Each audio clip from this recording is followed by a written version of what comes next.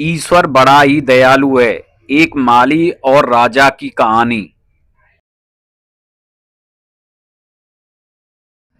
बहुत पुरानी बात है। एक राजा ने राजमहल के पास ही फलों के बगीचों का निर्माण करवाया, जिसकी देख रेख के लिए एक माली को रखा।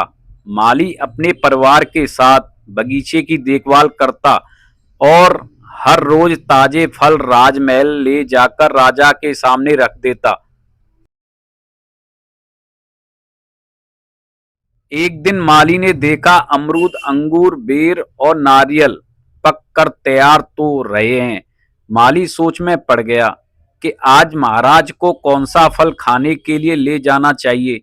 कुछ देर यूं ही पके फलों को निहारने के बाद माली ने सोचा, क्यों ना आज राजमहल अंगूर लेकर जाएं।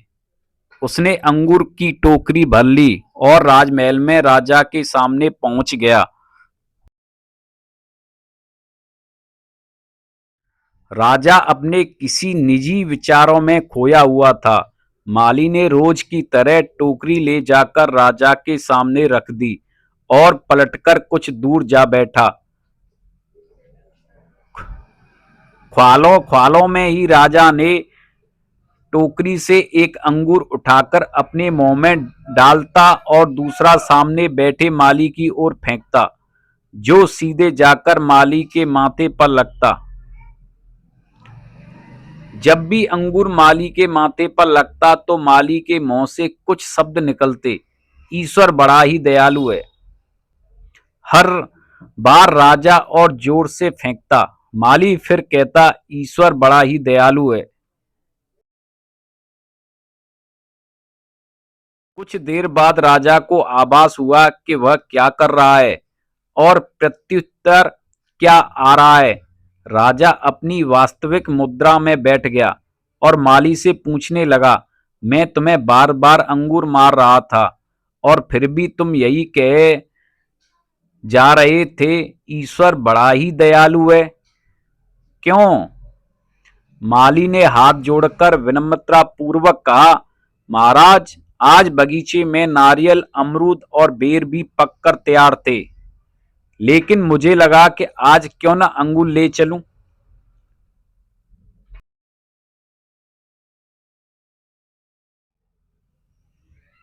क्या होती कि मैं हर बार कह रहा था, यदि आज मैं आपके लिए अमरूद, बेर या फिर नारियल लेकर आता तो इस समय मेरी स्थिति। इसलिए ईश्वर बड़ा ही दयालु है। अब राजा को भी अपनी गलती का एहसास हो चुका था।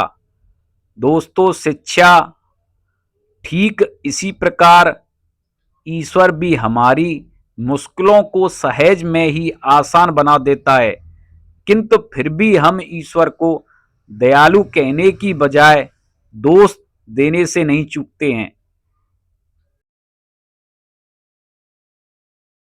दोस्तों, अगर आपको हमारी वीडियो अच्छी लगी हो तो प्लीज़ चैनल को सब्सक्राइब कर लेना और बेल आइकन की घंटी दबा देना।